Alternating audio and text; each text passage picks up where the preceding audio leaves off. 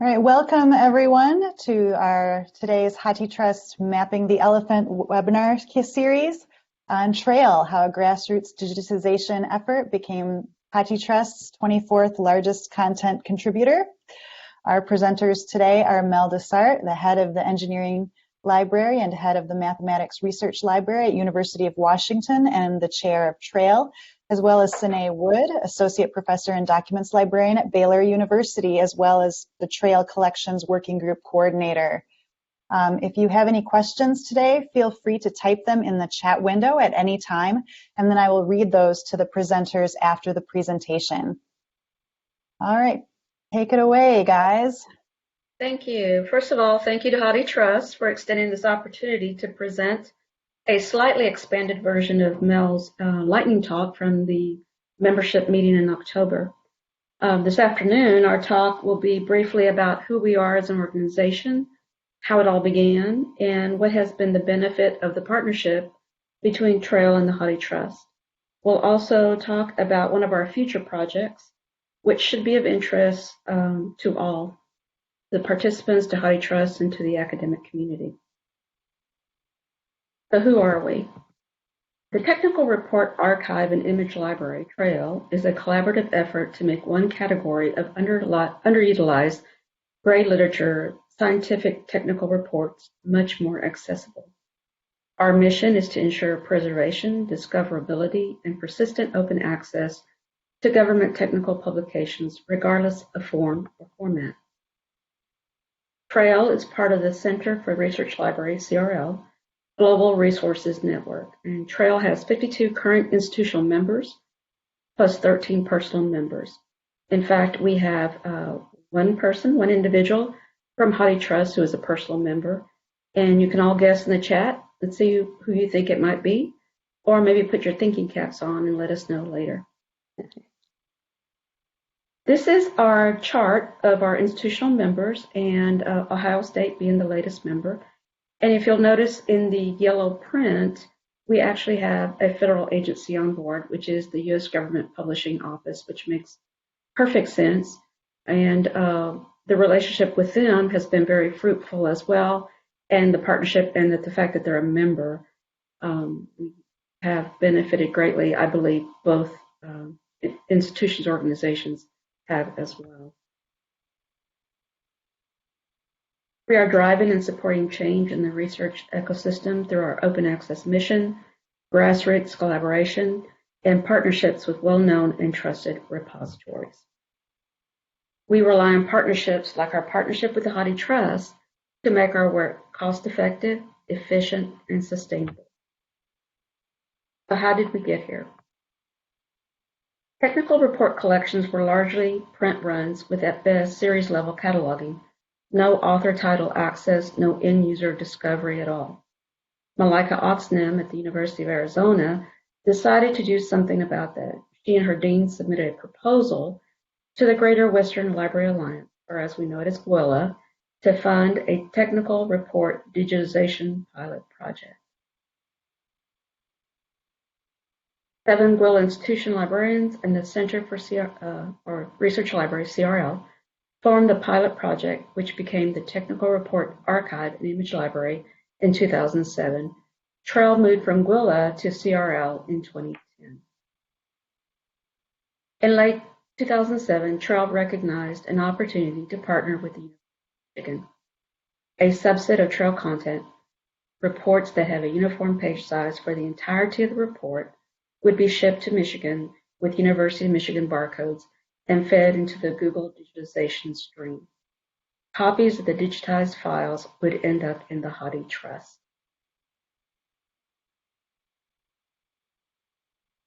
Mel? Okay, and so what's been the benefit of the HathiTrust partnership? So, I mean, given the name of the webcast series, let's map the elephant. As Sinai mentioned earlier, in its early years, Trail was receiving support from each Greater Western Library Alliance institution. But given that only about half of Trail's annual revenue could be channeled towards digitization, because a large portion needed to cover cataloging costs, with a bit going to other expenses like shipping.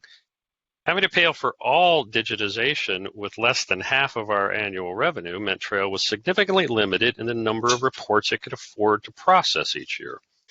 One of the great advantages of agreeing to partner with Michigan and Google in late 2007 was that Google would cover all the costs of digitization for every item we sent through that processing stream. A second great advantage was realized shortly after HathiTrust was created about a year later. With Michigan as a major partner in HathiTrust, copies of the digitized Trail reports were ultimately deposited into the HathiTrust digital library. This allowed Trail to digitize far more content than we would have been able to do otherwise because we didn't have to pay for the digitization of the content that went through Michigan. And it provided content for HathiTrust that in some cases was not coming from any other HathiTrust partner or member. As the HathiTrust brand became more widely recognized and respected within the library world, that reputation helped Trail as well. Being able to tell prospective members or content providers that roughly 3/4 of Trail's content resided in the HathiTrust digital library gave Trail a degree of street cred that we likely wouldn't have had otherwise.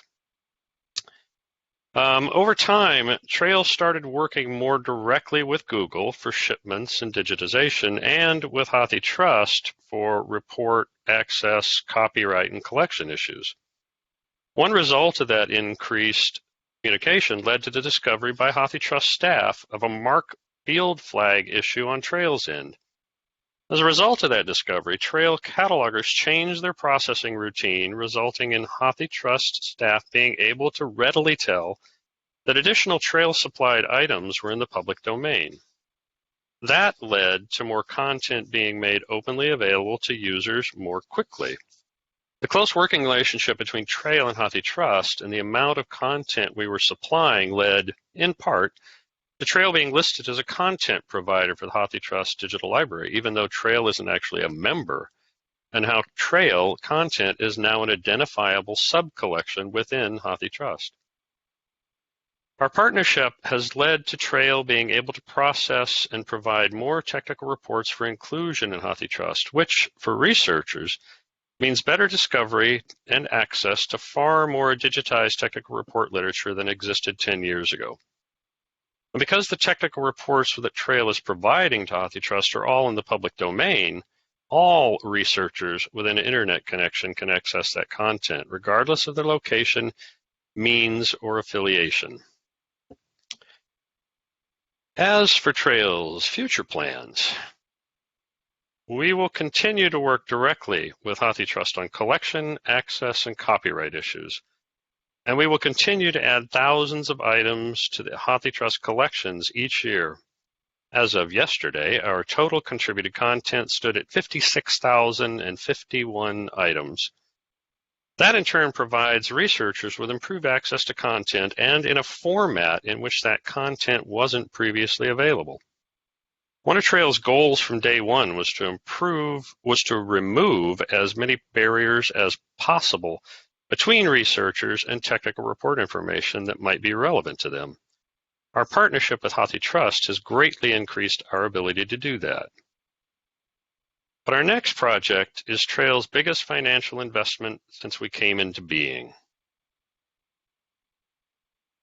In case you're not, it hasn't changed on my screen yet. I don't know whether the rest of you are seeing a screen with a. Well, it may just be the delay in coming through on my end. In case you're not familiar with these little devils, they are micro-opaque cards, more generally known as microcards. Hundreds of us have microcards in our library collections, in many cases, tens of thousands of them. And a significant subset of microcard content at many schools is made up of technical reports. But only a subset of us have working equipment that will allow researchers to view their content, and only a tiny number of institutions have the ability to turn the content of a microcard into a digital file. Trail is in the process of preparing to send out for digitization over 30,000 reports on roughly 50,000 individual microcards. Via a pilot project with a much smaller number of microcards, we have already discovered that there are no records in OCLC for most of these reports, meaning original cataloging will be required, which of course takes much longer per item than if a catalog record already exists. Given that, it will take years of cataloging person time. If you're curious, our best guess is just over 7 years. To create MARC records for those reports once they have been digitized. So we know we have our work cut out for us moving forward. And oh, by the way, if anybody out there wants to assist with that cataloging, please let us know. We'd very much appreciate the help. Thank you very much for your time and attention. And if you have questions, we would be happy to try and answer them. Thank you very much.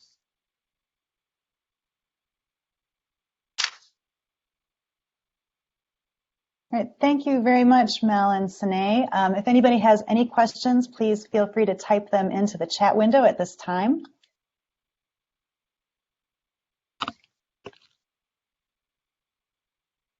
Usually it takes a couple minutes for people to get their questions in there.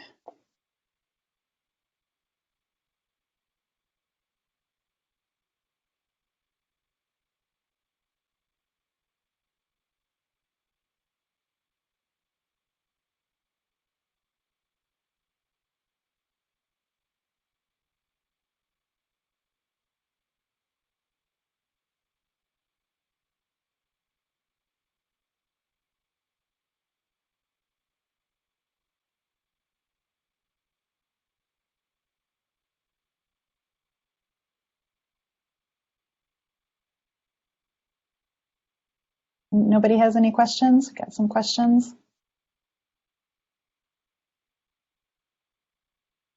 I know we couldn't have been that clear and concise.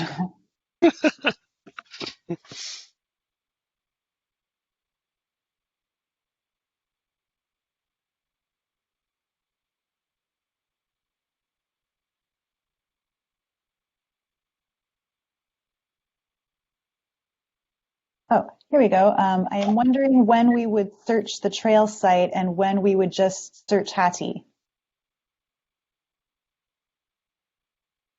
So now you want me to do that one? Yes, go ahead, Mel. Okay. All of Trail's content is not in HathiTrust. About 3/4 of Trail's content is. The slightly longer version of the answer there is that Michigan/Google will handle reports where every item, every page of a report, or every part of a report is the same size. But if a report has a fold-out or a map or a microfiche and a pocket in the back of the report, Google was digitizing the print part of the report, but not doing the map or the fold-out or the microfiche. So we made the decision years ago to bring in a second digitization partner and digital library partner in the University of North Texas Digital Library. So anything that can be processed by Google, we send through the Google stream through Michigan, and it ends up in HathiTrust.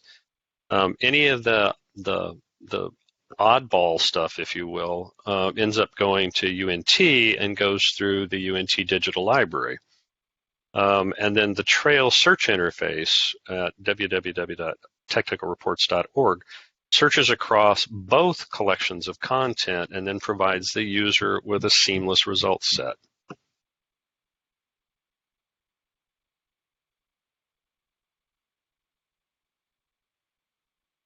I would just add that, go ahead. I'm sorry, no, as far as searching, we do have, you want to talk about our search interface or the fact that they can search Google?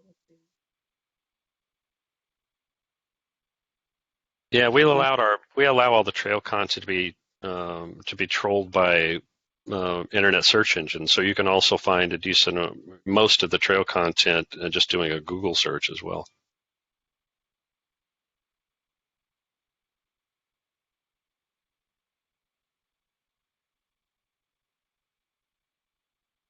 any more questions today?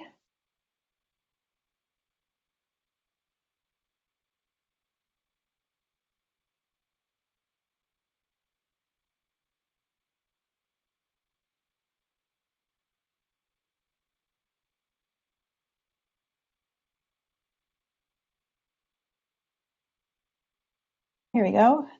This seems to have been an organic evolution that took advantage of many factors to be successful. What are some of the deliberate steps someone could take to get a similar effort started? Ooh, that's a really good question. And you're right in whoever's asked the question. You're very much right in terms of how Trail originated.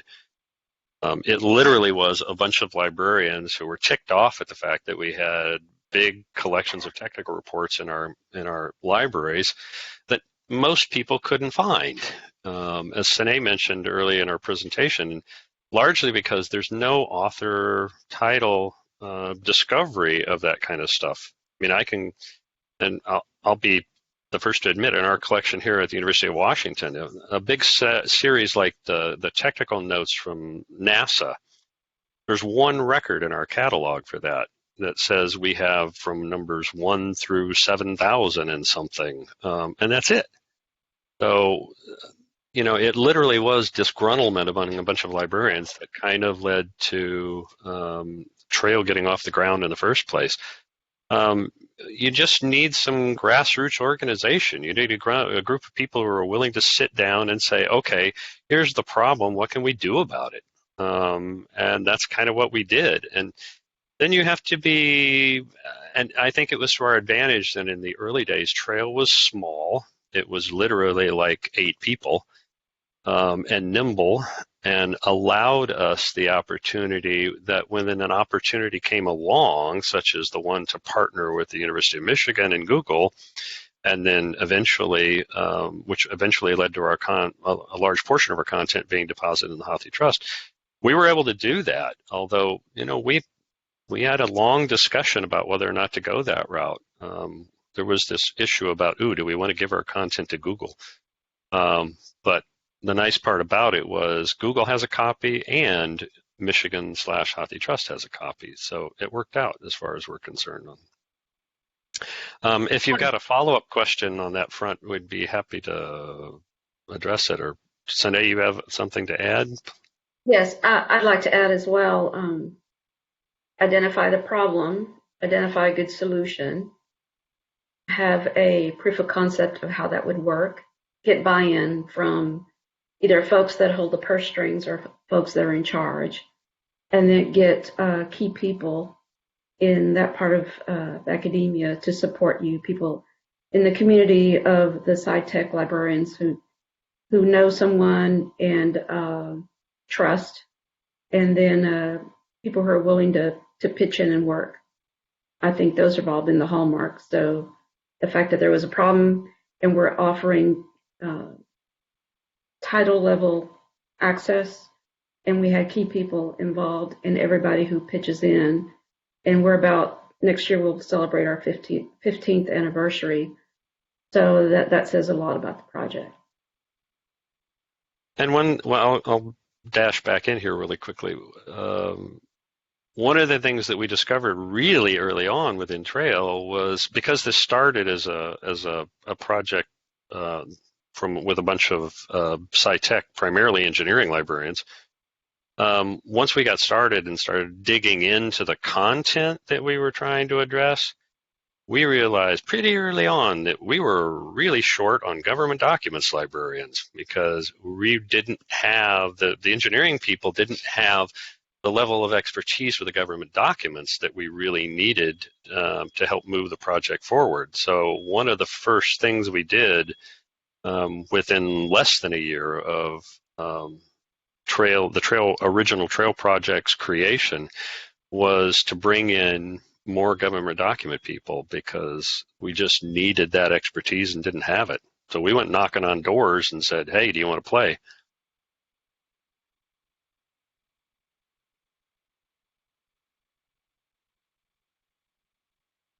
Thanks. Any more questions? So here we go. There is a link in the chat window where you can search the trail collection on HathiTrust. Heather Christensen provided that for us. Thank you, Heather. Yeah, Heather was instrumental in getting that done, a collection for us. So really nice.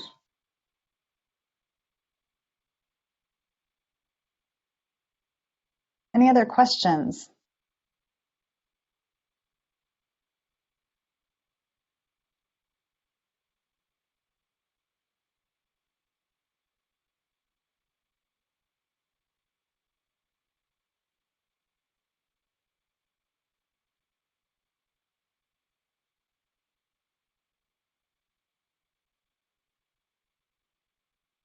Actually, I've got a question, if Oh, that's great. permissible. Of those of you who are listening in on the webcast right now, how many of you have microcard collections within your libraries? And you can just say yes, yes, yes, or whatever on the chat window, just to get an idea of how many people our newest project might come to impact, just to get a sample.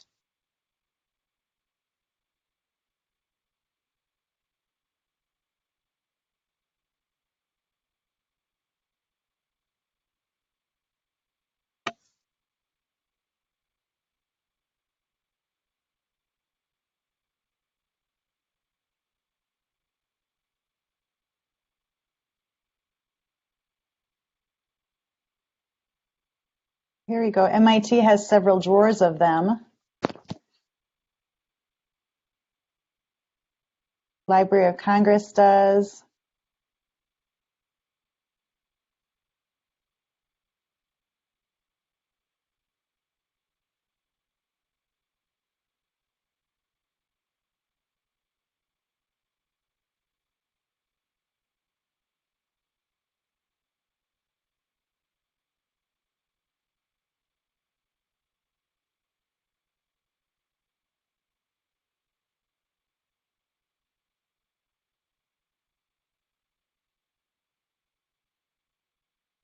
The DOE collection.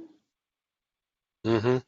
That's kind of typical. A lot of the run that I've got here at the University of Washington is primarily old Atomic Energy Commission reports. Oh, AEC collection. There you go.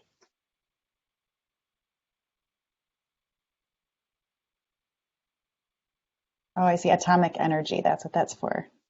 Mm-hmm.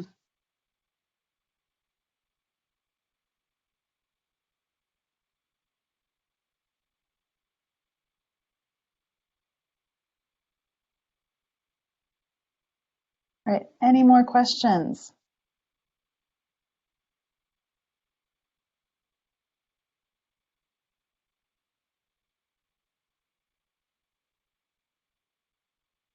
Okay. Kat said she thinks we have the DOE and AEC collections on microfiche here at University of Michigan. Mm. Well, I know Michigan has at least some AEC microcards, because they are one of the places, one of the trail members who specifically asked about whether or not trail was going to go look into digitizing microcards. Oh, okay.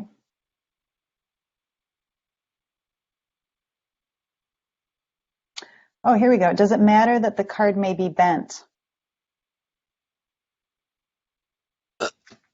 Not being involved in actually digitizing these little devils.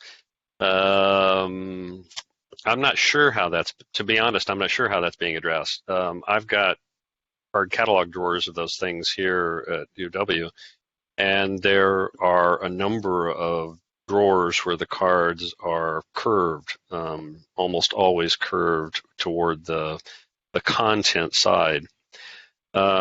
I don't know. We have sent through a sample, 2 500 card sample sets as part of a pilot project to 2 different vendors, 500 to each of 2 different vendors, to see how they could accommodate shooting those cards.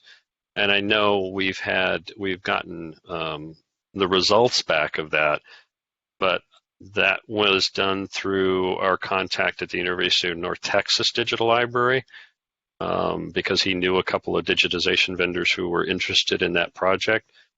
And I don't know exactly how they've gone about shooting those, whether they have some way of just flattening them on the in the machine before, like you do with a microfiche, you put it on, I don't know whether they're putting it under a piece of glass to help flatten it before they try and get images off of it, or what. I just don't have that answer for you. Sorry about that. Here is, do Trail members contribute financially to Trail? That one I can definitely answer. Yes, Trail is now, especially since our move from Gwilla to CRL in 2010, Trail is a membership organization. So every institution that is a member of Trail pays a $3,000 per year annual dues. That is Trail's revenue stream. That is what allows us to do the things that we've been able to do. And that is Trail's only revenue stream. We are entirely reliant on our member dues for the money that allows us to do the digitization and cataloging work that we've done over the last few years. Now, there is no requirement, however, that any Trail member contribute content to Trail. We've been able to pretty much find content in lots of places out there. So there's no, and I think that's that some potential members have misconstrued that a membership means you have to contribute content, and that's not the case.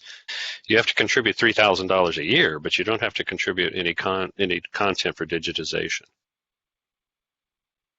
And similarly, if you have content, you don't have to be a member to contact us. Yeah.